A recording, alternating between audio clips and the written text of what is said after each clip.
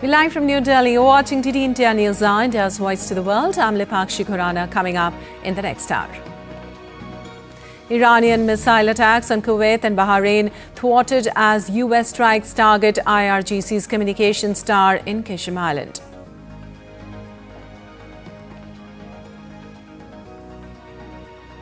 Negotiators from Israel and Lebanon hold fresh round of talks in Washington as IDF strikes South Lebanon after stepping back from Beirut attack. Venezuela's acting president Delcy Rodríguez to arrive in New Delhi on 5-day visit to hold talks with Prime Minister Narendra Modi on entire gamut of bilateral relations. Good news for Indians travelling via Germany. Transit visa no longer required from today for German airports. And in sports, undefeated India set to face Bhutan today in a high-stakes SAFF Women's Championship semi-final showdown.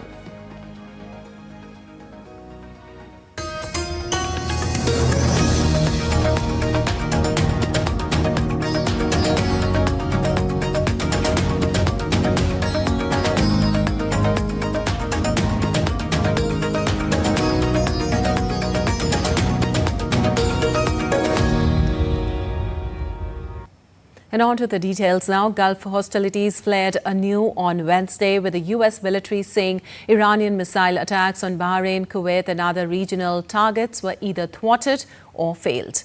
Now, the U.S. military that it had successfully defeated a series of Iranian missile and drone attacks in the Gulf and conducted self-defense strikes on Iran's Qashm Island. The U.S. military also shot down 3 attack drones that had been launched by Iran towards civilian mariners that were rightfully transiting regional waters. Also, CENTCOM said the strikes had targeted an Iranian military ground control station on the island, adding that no U.S. personnel were injured. Qashm Island is located in the strategic Strait of Hormuz, the key shipping channel for Gulf oil and gas that has been effectively closed by Tehran since the start of the war with the US and Israel in late February. US Central Command also denied claims by Iran's Revolutionary Guards that they had struck the headquarters of the US Navy's 5th Fleet in Bahrain and a separate airbase in the region. In a statement, the Revolutionary Guards had claimed they had struck the U.S. military installations in response to the strike on Qashm Island. Well, 2 Iranian missiles fired at Kuwait fell short or broke apart en route, and 3 missiles launched at Bahrain were immediately intercepted by U.S. and Bahrain air defense forces. Kuwait's military said its air defenses were intercepting hostile missile and drone attacks. Later, CENTCOM said an additional wave of Iranian drones attempting to attack U.S. forces in Kuwait failed to impact intended targets, with several drones shot down. Well, the International Atomic Energy Agency is offering the United Arab Emirates technical as well as moral support. IAEA Chief Rafael Grossi on Tuesday visited the site of a nuclear power plant that came under a drone attack last month. Grossi said Emirati authorities had reacted very quickly to the attack at the Barakah nuclear power plant by shutting down a reactor because of the loss of external power. He said a number of activities would take place to complete repairs at the plant, but provided no further details. The main reason for my visit here is the incident, the attack that took place on May 17th on the Barakah nuclear power plant, and as, of course, head of the International Atomic Energy Agency, which is the international authority on nuclear safety, among other things. And given the fact that we have been working very, very closely with the United Arab Emirates on this project since its inception, I felt that it was my duty to be here to express our support And not only moral support, but also technical. We are working with ENEC, with the operator, as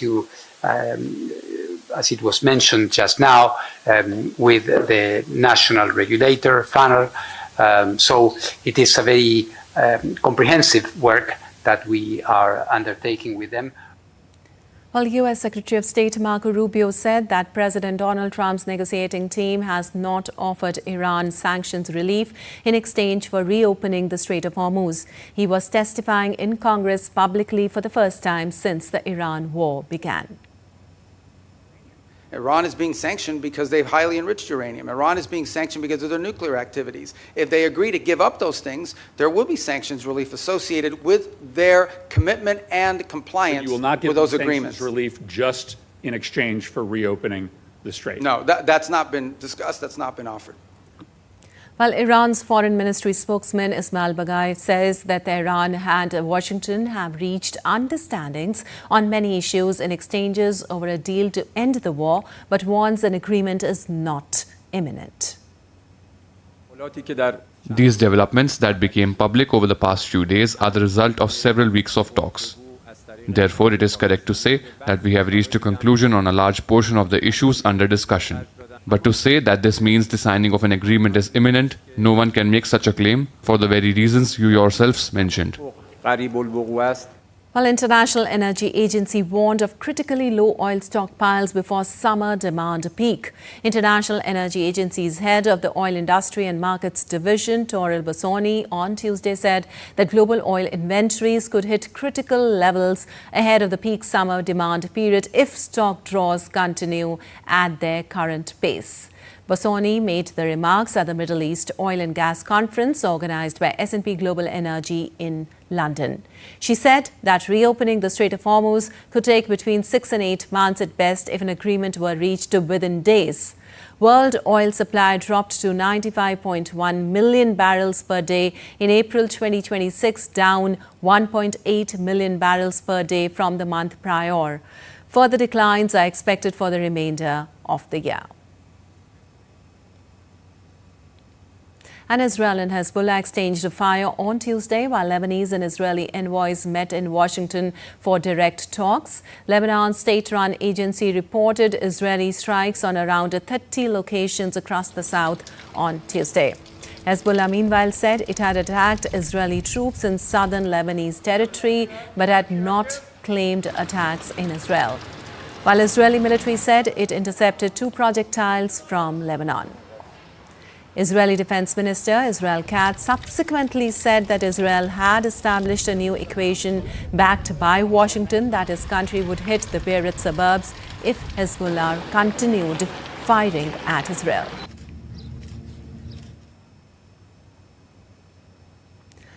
Well, the fighting took place with Israeli and Lebanese diplomats in Washington for a 4th round of direct talks since the start of the current war.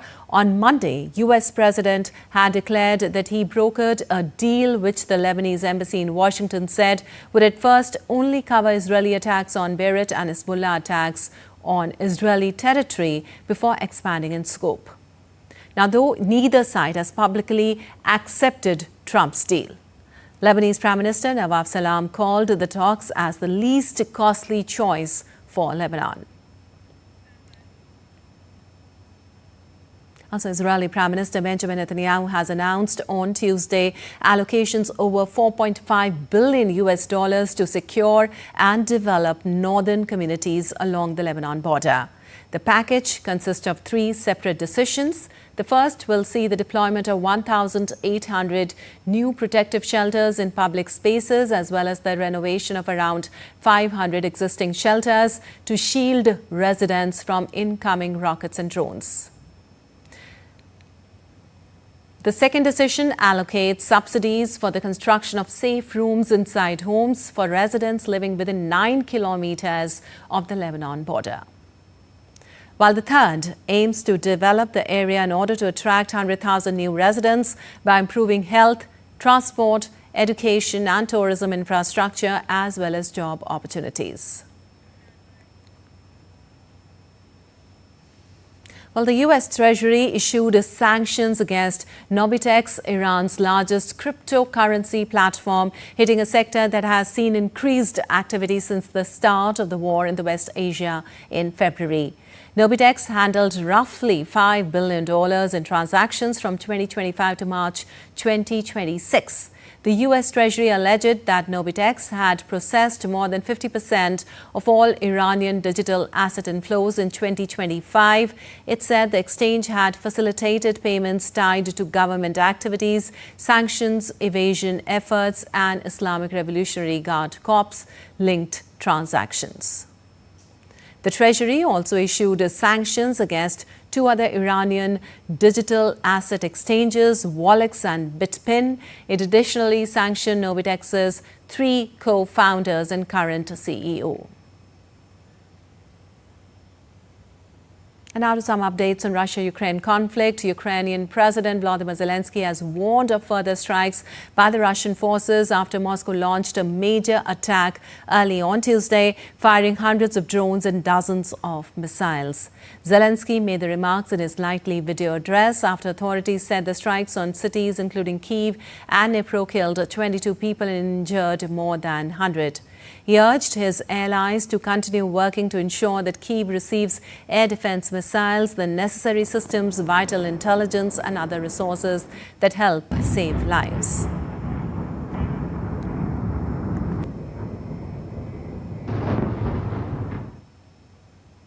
Today, hundreds of people in Kyiv, Dnipro, and other cities worked in the aftermath of Russia's massive attack, extinguishing fires, helping the wounded, and rescuing people trapped under rubble. It was a brutal strike, more than 70 missiles, many of them ballistic, and over 650 drones overnight. During the day, Russia continued its attacks, launching around another 100 drones. 130 people were injured. Tragically, 22 people were killed. While in New York, UN spokesperson Stephen Dujarric said Secretary General Antonio Guterres strongly condemned the Russian attacks and called for immediate de-escalation and an unconditional ceasefire. The Secretary General strongly condemns the latest overnight large-scale missile and drone attacks by the armed forces of the Russian Federation on Ukrainian cities, including Kyiv, Dnipro, and Kharkiv. These attacks reportedly killed at least 20 people and injured more than 100 others and resulted in widespread destruction of residential and other civilian infrastructure. We also reiterate the Secretary General's urgent appeal for immediate de-escalation, leading to a full, immediate, and unconditional ceasefire in this conflict. Well, U.S. President Donald Trump will speak at a rescheduled White House Correspondents' Dinner on July 24th after a shooting incident disrupted the gala event in April. Trump hailed the announcement by the White House Correspondents Association as a sign of strength and fortitude, in rare praise of the media. Trump termed the announcement as a very good thing, saying, "We cannot allow lunatics to change our way of life or even its scheduling." The Republican president had to be evacuated from the dinner at the Washington Hilton Hotel on April 25th after shots erupted at a security checkpoint outside the ballroom venue. California man Cole Allen, 31, has pleaded not guilty to charges including attempting to kill the president. Well, the U.S. Justice Department has dropped the plan to create a $1.8 billion compensation program. The fund emerged from a legal settlement between U.S. President Donald Trump and the Justice Department to resolve an unprecedented $10 billion lawsuit against the IRS over the alleged mishandling of his tax records. The agreement with Trump to bar future audits into his or her family's past tax records will remain in place. The $1.776 billion fund was meant to pay people who said they had been the subject of government abuse. During testimony before the House Appropriation Committee, Acting Attorney General Todd Blanche said they are not moving forward with the fund. So thank you. So look, we're not moving forward with the fund. You're right that there's a date that in the case in the Eastern District of Virginia in June, but we are not moving forward with the fund, period. We the reasons for the fund is something that President Trump talked about for a long time, which is the fact that there were a lot of people in this country who had their government weaponized against them. The reasons for the fund, I think, it remain as important as they were before, but we are not moving forward with the fund. Well, U.S. President Donald Trump on Tuesday signed an executive order creating a voluntary framework under which AI developers will share advanced models with the government before public release. The central provision allows companies such as OpenAI, Google or Anthropic to give the government access to their most powerful models for up to 30 days before planned release. The order was triggered by concerns over Anthropic's Mythos model, which the AI startup has held back from the public due to its ability to expose vulnerabilities in computer systems, including those of banks, governments and hospitals.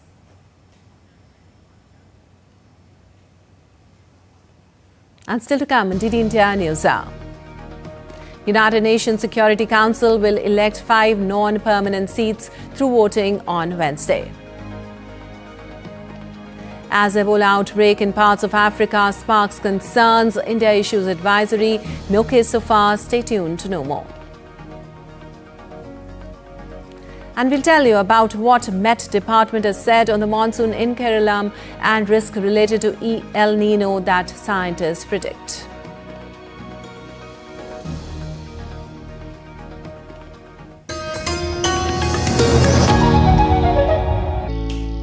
Jharkhand will mesmerize you with majestic nature, rich heritage and colorful culture. Johar. Johar. It fits perfectly. Thank you. Full workout हो गया. Ready?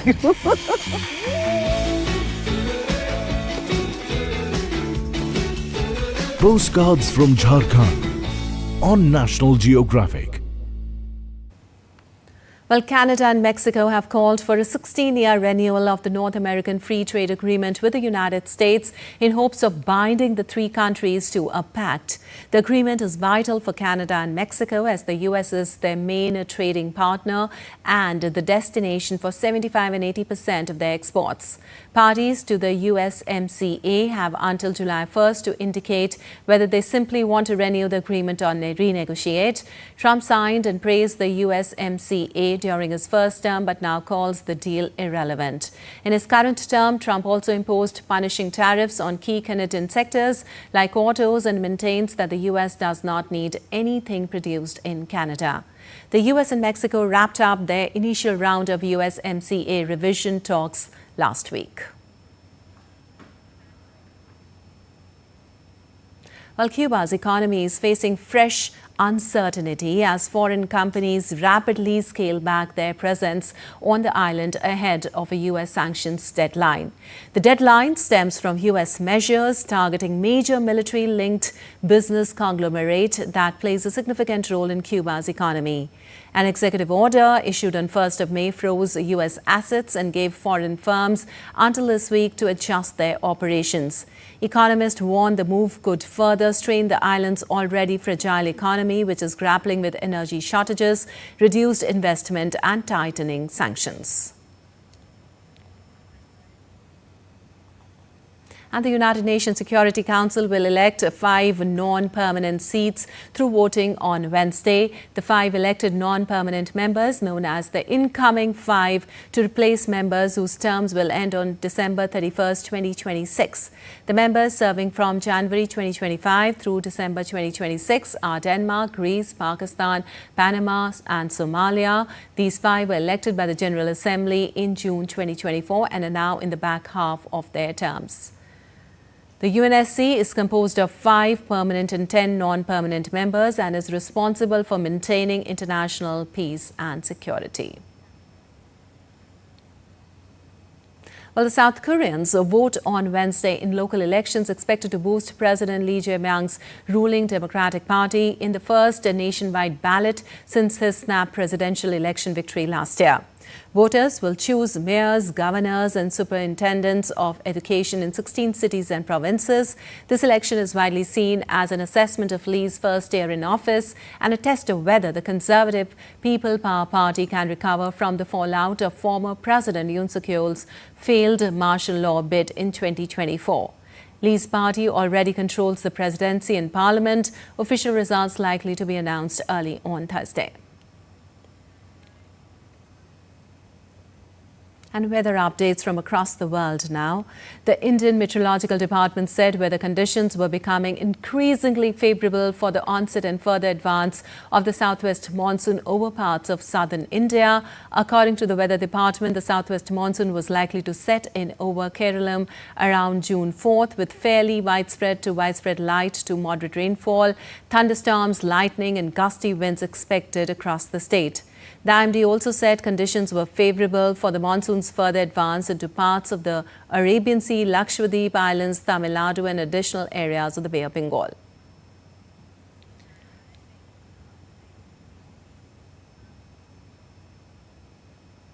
And we have DD India's Vivek Narayan joining us from Trivandrum for more on the weather. Well, Vivek, the IMD has indicated that the southwest monsoon is likely to arrive in the state around June 4th.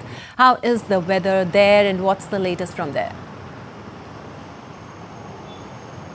Yes, Lipakshi, the IMD has forecasted that the southwest monsoon is all set to begin from tomorrow, that's the 4th of June. Also, there is an upper air cyclonic circulation along the southern coast of Kerala, which is expected to intensify in the coming days. And in the next 7 to 11 days, which means approximately for the next 2 weeks, the Kerala is expected to receive heavy to very heavy rainfall.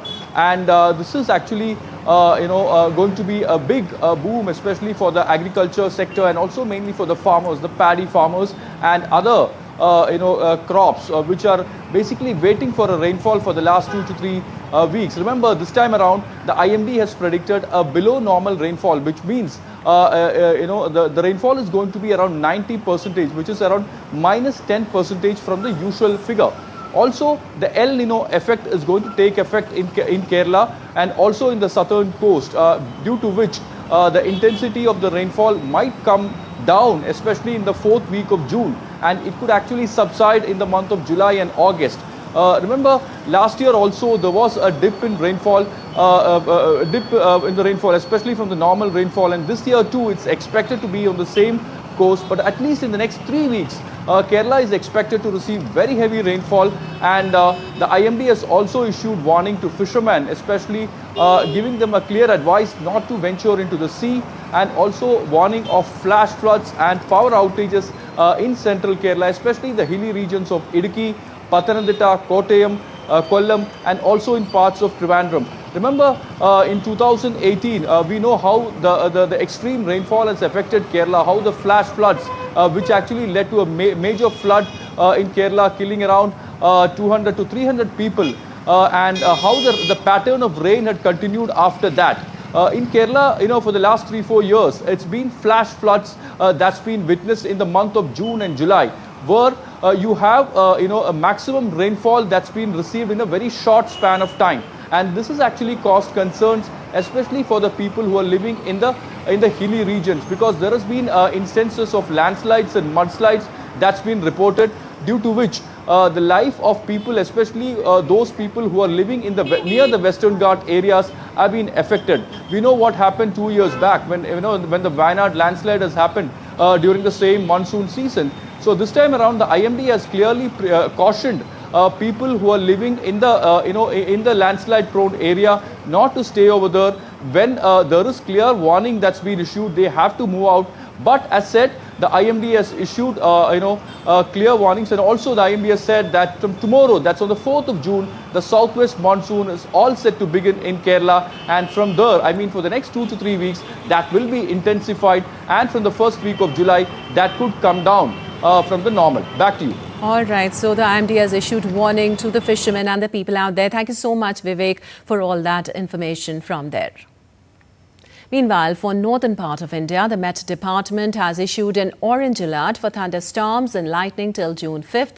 Similar alert is also in place for west and central part of the country, including Rajasthan, which is likely to witness dust storms accompanied by hailstorms, while heat wave conditions will continue in the eastern state of Odisha. Tropical storm Jangmi brought torrential rain to Japan, causing flooding, travel disruptions and evacuation warnings in several regions.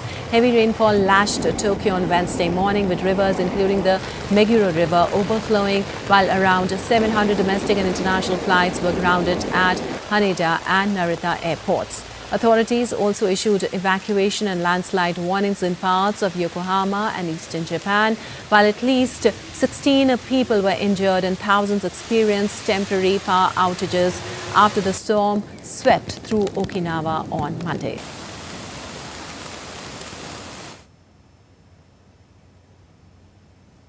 While the concerns extend far beyond India, scientists in Brazil have warned that a developing El Nino in the second half of 2026 could trigger extreme weather events, including heavy rainfall and flooding across southern regions of the country. The warning came as the World Meteorological Organization forecast a moderate to strong El Nino event that could raise global temperatures and increase the risk of extreme weather in the coming months. An update on Ebola outbreak now. The World Health Organization said there have been 321 confirmed cases of Ebola in the Democratic Republic of Congo outbreak and 116 suspected cases, marking a large drop in the number of suspected cases as hundreds were ruled out after investigation. The WHO said on Tuesday there had been 38 deaths and 6 people had recovered in Congo, while the Democratic Republic of Congo and Uganda continue to battle the deadly virus. India has stepped up vigilance and extended medical assistance to support Africa's response. The Africa Center for Disease Control and Prevention announced the outbreak of the Bundibugyo strain of Ebola, Congo's 17th Ebola outbreak, on May 15th, and the World Health Organization swiftly declared it a public health emergency of international concern.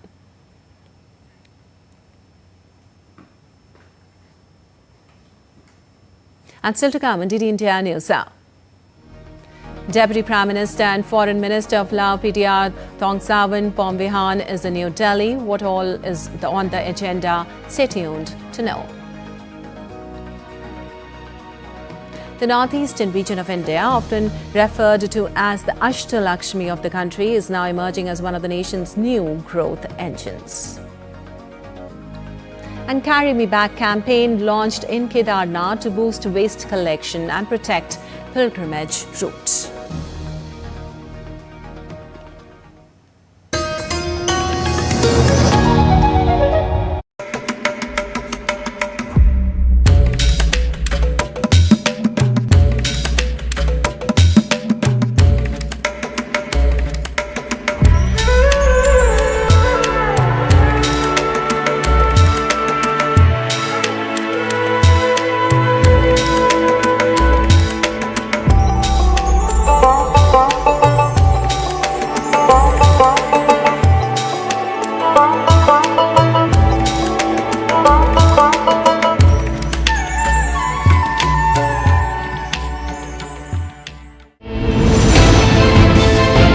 Geopolitics and trade deals.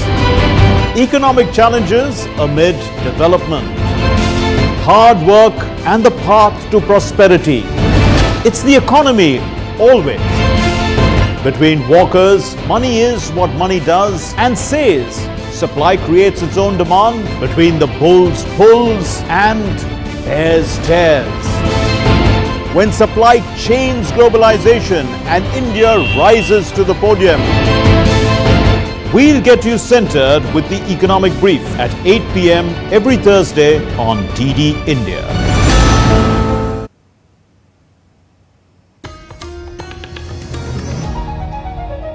Welcome back. You're watching TD India News. I'm Lipakshi Kuranan. Moving on, internationals will not require an airport transit visa to pass through German airports such as Frankfurt or Munich from today, that is 3rd of June. The German embassy said in a statement that internationals will no longer need a transit visa when traveling to another country with a layover at a German airport.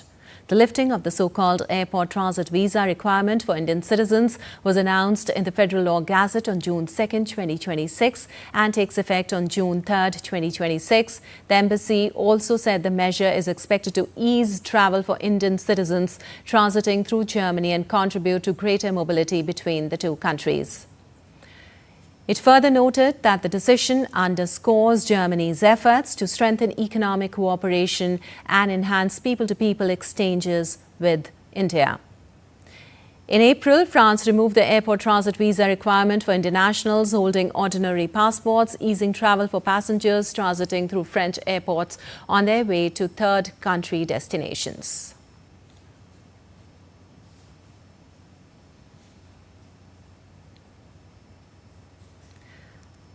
We welcome the operationalization by Germany of the announcement waiving requirement of transit visa for internationals transiting through Germany exclusively by air with effect from June 3, 2026. The announcement was made after discussions between Prime Minister Narendra Modi and Chancellor Friedrich Merz in January this year. This new arrangement would further enhance people-to-people ties between India and Germany.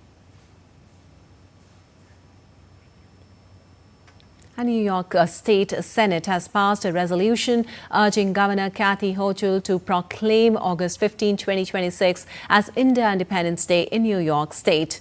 The move is being viewed as a significant recognition of India's democratic legacy, civilizational heritage, and the growing contributions of the Indian American community to the U.S.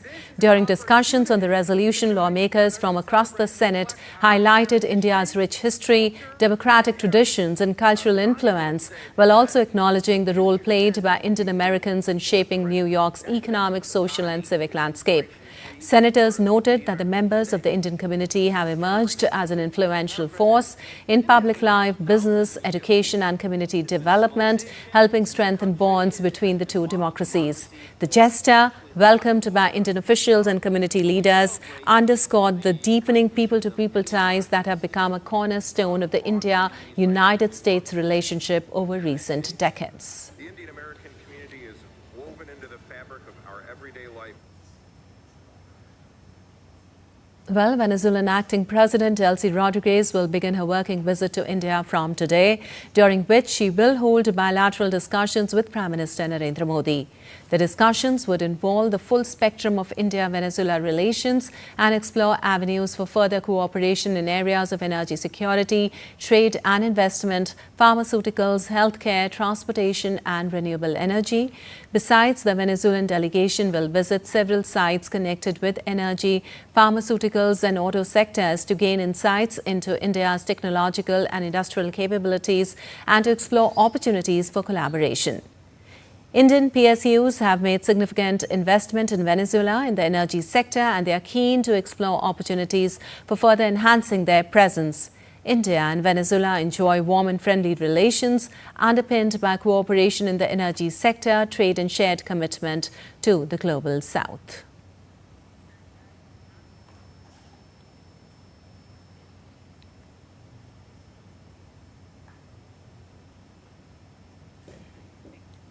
Meanwhile, Deputy Prime Minister and Foreign Minister of Lao PDR, Tongsavan Phomvihane, is in New Delhi on his first visit to India. He will co-chair the 10th India-Lao PDR Joint Commission meeting with External Affairs Minister Dr. S. Shankar. The visiting dignitary will also attend India-Lao Business Forum and call on President Draupadi Murmu. India and Lao PDR are celebrating 70 years of diplomatic ties. The visit will add momentum to the long-standing partnership between India and Lao PDR and further deepen cooperation across areas of mutual interest. Well, External Affairs Minister Dr. S. Jaishankar on Tuesday congratulated his Mexican counterpart Roberto Velasco Alvarez on his appointment. The two leaders agreed to strengthen our bilateral cooperation and work closely in multilateral forums. Mexico's President Claudia Sheinbaum appointed Alvarez as the country's new foreign minister. The appointment marks a generational shift, with Velasco at 38 years old, almost half the age of his predecessor. As an expert in U.S. relations, his appointment also reflects the ever greater focus that the U.S. is set to play in Mexico's foreign policy. Well, over the past 12 years, under the leadership of Prime Minister Narendra Modi, India's northeast has witnessed an unprecedented shift from a remote periphery into one of the nation's premier growth engines.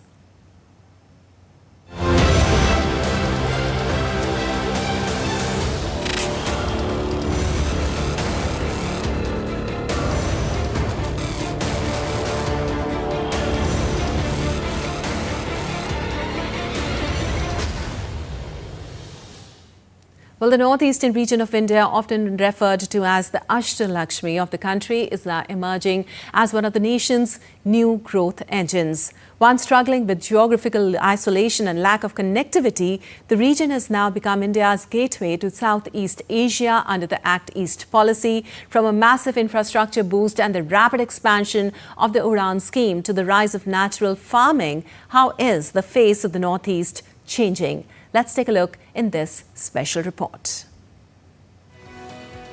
This changing picture belongs to that northeastern part of India, which was once considered far removed from the mainland.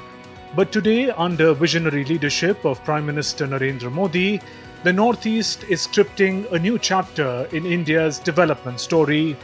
Ambitious schemes like PM Gati Shakti and PM Divine have given unprecedented momentum to infrastructure development in the region.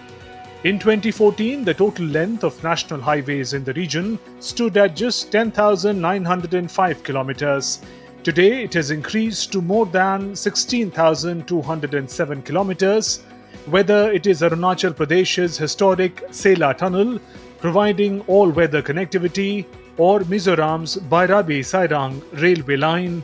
For the first time, the capitals of the northeastern states are being directly connected to the national railway network. The speed of development is not limited to roads alone. It is equally visible in the skies. The regional air connectivity scheme, Udan, has completely transformed tourism and trade in the northeast. Until 2014, the entire northeast had only 9 operational airports. Today, that number has increased to 17. Sikkim's Pakyong Airport and Arunachal Pradesh Holongi Greenfield Airport are prime examples of this transformation. More than 90 air routes are now directly connecting remote areas with major cities across the country. Alongside infrastructure growth, Northeast India is also emerging as the country's green hub. After Sikkim's success in becoming a 100% organic state, Assam, Nagaland and Manipur are also adopting natural farming on a large scale under Mission Organic Value Chain Development for the northeastern region. Chemical-free products like ginger, turmeric and kiwi from the region are witnessing growing demand in international markets, significantly increasing the income of local farmers. काफ़ी अच्छा काम किया है, mainly सड़कों का उन्नति किया है, जिसके कारण से आसाम का डेवलपमेंट हो रहा है। गुवाहाटी भी बहुत डेवलप हो गया हम लोगों का, ब्रिज नए ब्रिज बन रहा है, अभी एयरपोर्ट हमारा नज़दीक है, पहले से बहुत बेहतर, बहुत ही अच्छा हुआ है। The transformation of the Northeast does not stop here. Through digital connectivity, thousands of Gram Panchayats have now been connected with high-speed internet. Meanwhile, Tata Electronics semiconductor plant at Jagi Road in Assam, being developed at a cost of 27,000 crore rupees, is proof that Northeast is now becoming a major hub for advanced manufacturing as well. Modi सरकार के 12 वर्षों के दरमियान हुई विकास व तरक्की के कारण लोगों को खुद को दिल्ली से जोड़ने, राष्ट्र के अन्य राज्यों प्रांतों से जुड़ने के लिए एक मौका उपलब्ध हुई है। Over the past 12 years, violence in the Northeast has seen significant decline. Between 2014 and 2024, incidents of violence reduced by nearly 70%, falling to 3,428 cases. Civilian deaths declined by 89%, while martyrdom of security personnel dropped by 70%. During these 12 years, the Modi government signed several major peace accords in the Northeast, leading to more than 10,500 militants surrendering arms and joining the mainstream. For decades, the Northeast remained affected by insurgency and internal conflicts. However, peace initiatives launched by the government since 2014 have drastically changed the situation. As a result, the process of withdrawing the Armed Forces Special Powers Act from several areas has also begun. The central government and northeastern state governments have signed historic peace agreements with several insurgent groups. A total of 12 peace accords have been signed with major militant organizations, and over 10,000 militants have laid down arms to join the mainstream. The Bodo, Karbi, Anglong, and Bruriang agreements stand as strong examples of this success. Certainly, the changing face of the Northeast proves that with the right policies and strong determination, even geographical challenges can be transformed into opportunities for growth. This transformation of Ashtalakshmi reflects the capability and potential of a new India.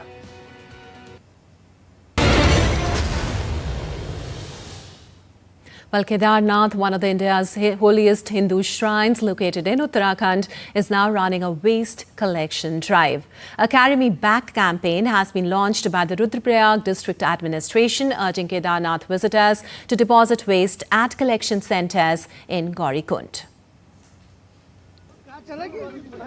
Carry Me Back seem to cry the plastic bags and other things that often end up in garbage dumps at tourist and religious destinations. And that is the message behind a new campaign launched by the Rudraprayag District Administration. The initiative has a simple aim: to encourage visitors to Kedarnath not to leave behind things that could end up as waste. They will now be expected to deposit such items at designated collection centres in Gaurikund. The Healing Himalayas Foundation and Sulabh International are jointly launching the Carry Me Back policy initiative. Under this policy, pilgrims visiting Kedarnath will be provided with 400 to 500 gram of waste bags from the Material Recovery Facility Center located in the Nagar Panchayat Kedarnath area. Pilgrims can voluntarily carry these waste bags down hills and deposit them at a designated collection center in Gaurikund.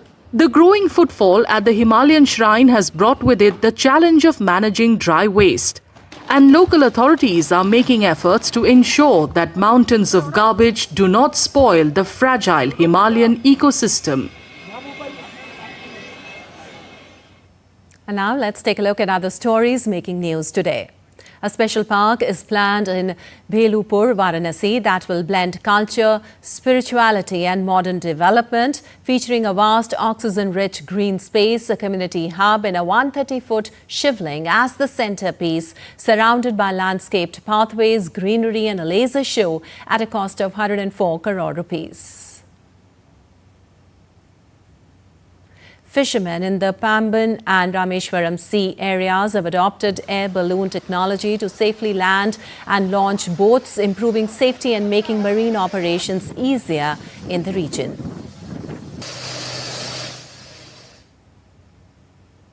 Odisha's conservation efforts are showing results as Tigris Dinath relocated from Maharashtra's Tadoba Andhara Tiger Reserve has given birth to 4 cubs in Similapal. The event highlights rising tiger numbers in the state and reflects strong administrative efforts to protect biodiversity.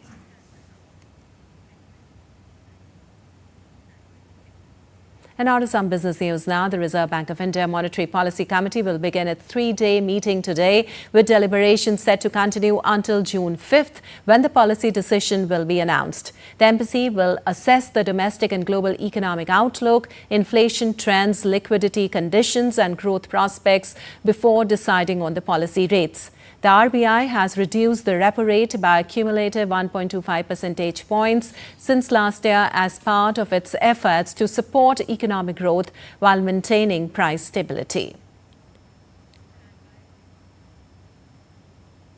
Well, global stocks rallied on Tuesday, buoyed by AI optimism, while oil prices edged higher for a third day running amid rising uncertainty over a possible deal to end the US-Iran war. US crude jumped around 2% to $95.40 a barrel. And on Wall Street, all three indexes finished higher after losing ground in early trade. In Asia, stock indexes climbed to record highs in Taiwan and Japan, while Hong Kong's Hang Seng slipped. South Korean markets were closed. Australia's ASX 202 edged up 0.36% after weaker growth data. Well, Microsoft has unveiled its own cutting-edge artificial intelligence models in San Francisco at its annual developer conference, Microsoft Build. The group unveiled MAI Thinking One, its first reasoning model, AI systems that break down problems step by step before responding. Similar to offerings from OpenAI, Google or Anthropic, Microsoft says it built the model from scratch with no distillation of rival models, a common shortcut that involves copying a competitor's outputs to train a new system more cheaply and quickly. The tool, still limited to a select group of customers, arrives roughly a year and a half behind pioneers such as OpenAI and Google. Microsoft also unveiled other in-house models for generating images, transcribing audio, creating synthetic voices, and coding.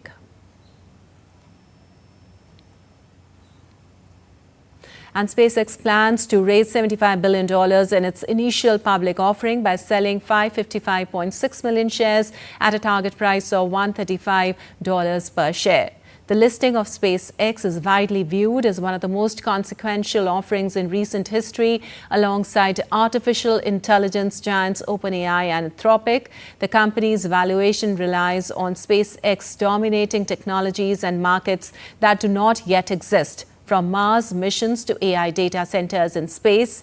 The specific target price is extremely unusual at this stage because companies planning to go public typically set a price range before talking to investors in a series of presentations called a roadshow, which begins on Thursday.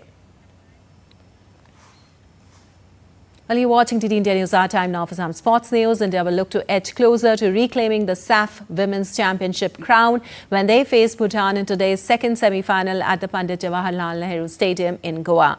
The five-time champions enter the knockout clash in high spirits after topping Group B with maximum points. They opened their campaign with a ruthless 11-0 victory over the Maldives before comfortably blanking the defending champions Bangladesh 3-0. Further boosting the host title hopes is the timely arrival of star forward Manisha Kalyan. The 24-year-old joined the squad after being released by her Peruvian club, Alianza Lima, for the June FIFA international match window. India heads into the contest as favourites, ranked 69th in the FIFA rankings, nearly 100 places above Bhutan, who occupy the 164th position. And Alexander Zverev continued his quest for a maiden Grand Slam title as he recovered from a shaky start to brush aside Spanish teenager Rafael Jordan and reach the French Open semi-finals. The German second seed rallied from a breakdown in the opening set to secure his place in the Final Four at Roland Garros for the fifth time in 6 years. With the injured Carlos Alcaraz absent in both world number one Jannik Sinner and 24-time Grand Slam champion Novak Djokovic already eliminated, Zverev now holds a golden opportunity to finally claim a major trophy. Next up for the title favourite is Jakub Mensik, who battled past Brazilian breakout star Joao Fonseca to become the youngest Czech man to reach a Grand Slam semi-final. Just days after collapsing on the Parisian red clay following a grueling hot second-round match, Mensik thrived under the cool post-rain evening skies to set up his high-stakes clash with Zverev.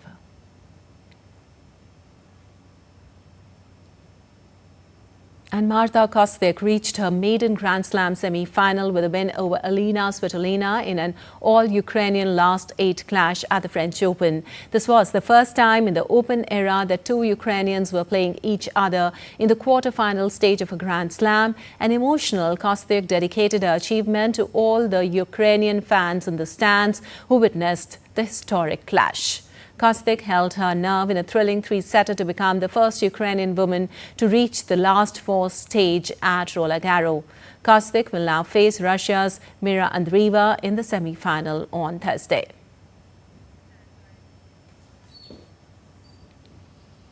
Well, several teams have touched down at their respective bases and launched their preparations for the FIFA World Cup, co-hosted by the United States, Mexico and Canada, which kicks off on June 11th. Argentina trained for this week's warm-up friendlies against Honduras and Iceland. The reigning champions aim to become the first men's team to retain the World Cup since Brazil in 1962. Captain Lionel Messi trained separately from the main group as he continues his recovery from an hamstring issue. Despite the setback, the forward is fully expected to regain complete fitness in the time for Argentina's World Cup opener against Algeria on June 16th. Meanwhile, the Switzerland squad has arrived in the United States to prepare for the World Cup Group B matches against co-host Canada, Bosnia-Herzegovina and Qatar. However, forward Breel Embolo did not travel with the team due to a Swiss court ruling linked to a 2018 altercation. Embolo was convicted in 2023 of making multiple threats and handed a suspended fine, a verdict that was recently upheld on appeal after judges rejected his account of the incident. Also, England held a training session at their base in Florida as manager Thomas Tuchel put his squad through drills in the South Florida heat. England are among the favourites to win the title. The team will continue to prepare and fine-tune their combinations when they face New Zealand in pre-World Cup friendly on Saturday.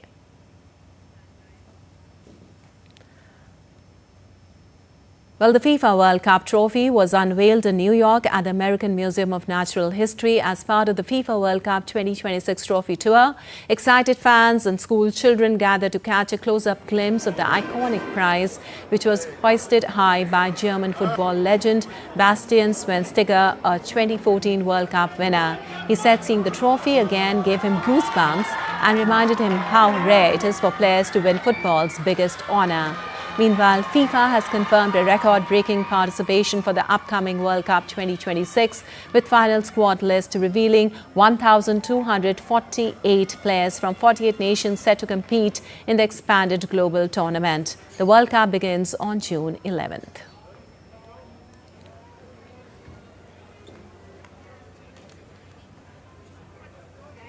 Well, a breakthrough innovation from India is bringing artificial intelligence to the world of yoga. Researchers at the Sri Govindam Seksariya Institute of Technology and Science in Central Indian city of Indore have developed an AI-powered yoga coach capable of identifying correct and incorrect yoga postures in real time. More in this report. A new yoga guru is here. Not one with a flowing beard or long locks, nor one dressed in flowing robes. The unlikely mentor sits on a computer screen in the form of an artificial intelligence agent. Yoga practitioners may now have to be more careful about even the slightest mistakes in their postures. That is the claim researchers at the Indore-based Sri Govindam Seksariya Institute of Technology and Science have made. They have developed what they call a yoga AI coach. This guru uses deep learning and AI technology to accurately analyze body angles and yoga postures in real time. It can then immediately point out mistakes, something as small as a hand position being off by even a degree. The researchers say it will make learning yoga truly fruitful. Yoga AI coach इसमें हमने actual में AI में use किया है deep learning and agentic AI. इसका करीब हमने 2,80,000 images से मॉडल को ट्रेन किया, डीप लर्निंग के मॉडल को ट्रेन किया, एंड उसमें हम अभी तक 104 इमेज के वो योगा के पोज जो होते हैं उनको आइडेंटिफाई किया और अभी कंटिन्यूअस हमारे मॉडल की ट्रेनिंग चल रही है। हमारे इस AI कोच में एंगल का बहुत इंपॉर्टेंस है। Yoga trainers find the AI agent useful, at least for now, as it has shown its ability to monitor postures more accurately than a human being. इस ऐप की काफ़ी मदद मिल रही है। कई बार हम योग सिखाते हैं तो व्यक्ति भूल जाता है, पर इस ऐप के माध्यम से वह घर पे भी योग अभ्यास कर सकता है और अपने पोस्चर सुधार सकता है। Those learning yoga also find the yoga AI coach quite helpful. The AI model continues to learn and improve. Will it threaten the jobs of actual yoga coaches and replace them? Perhaps not in the near future, but who can really tell? The research team says future plans include expanding the technology to monitor gym workout postures as well. All right, that's all for this edition of DD India News Hour. We'll be back with more news as it breaks here on DD India. Lipakshi Khurana from all of us here in Delhi. Thanks for watching DD India News Hour.